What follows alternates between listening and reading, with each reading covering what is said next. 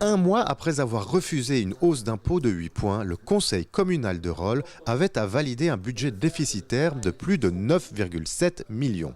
Et pour réduire ce montant, la commission des finances, sans qu'il n'y ait de rapport de minorité, a opté pour l'audace dans ses amendements. En effet, sur l'enveloppe de 50 millions de la motion Micheler attribuée aux communes par le canton pour les soulager, Rolle devrait en toucher 3,4.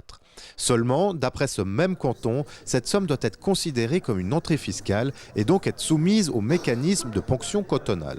En somme, sur 3,4 millions, Rolle devrait en reverser 2,7. Et c'est là qu'arrive l'audace. La commission des finances, à l'unanimité, a décidé de garder l'intégralité de ces 3,4 millions, considérant ce montant comme une subvention. En effet, la motion Micheler demandait au canton d'aider les communes particulièrement touchées par la RIE 3.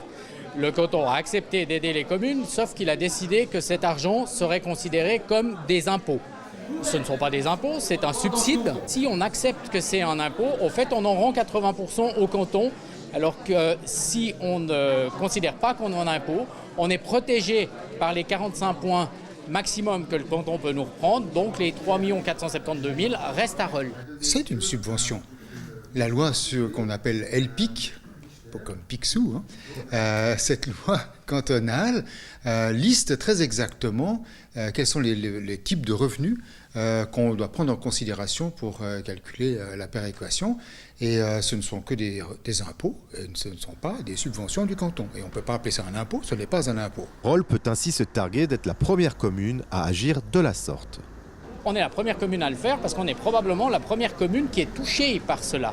On est une exception puisqu'on a, comme vous le savez tous, des impôts sur les entreprises qui correspondent à la moitié des impôts qu'on encaisse.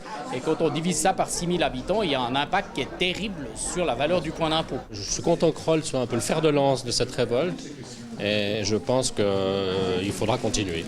La raison pour laquelle nous le faisons, c'est parce que nous voulons montrer que le système est incohérent, que nous avons atteint un niveau d'incohérence juste insupportable qui rendent en fait les communes ingérables. Au final, tout ceci est-il une vraie révolte ou un simple jeu de dupes ? De toute façon, sur ce budget, à peu près toutes les lignes sont des estimations. Les participations aux associations intercommunales, mais surtout les rentrées fiscales.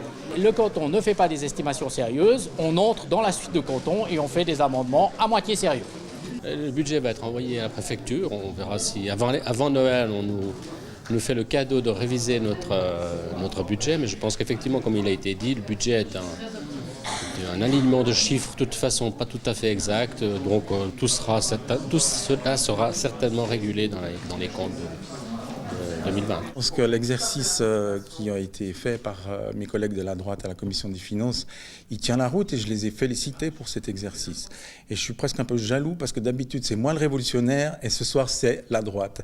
Donc j'ai déjà dit ce que je pensais tout à l'heure, c'est bien de l'avoir fait, simplement que ça ne passera pas. C'est un vœu pieux, comme l'a dit tout à l'heure un de mes camarades, et voilà. Une stratégie couplée à celle de ne pas gonfler au-delà de 63% des revenus les chiffres de la facture sociale qui permet à Rolle de passer d'un déficit de 9,7 millions à 3,6.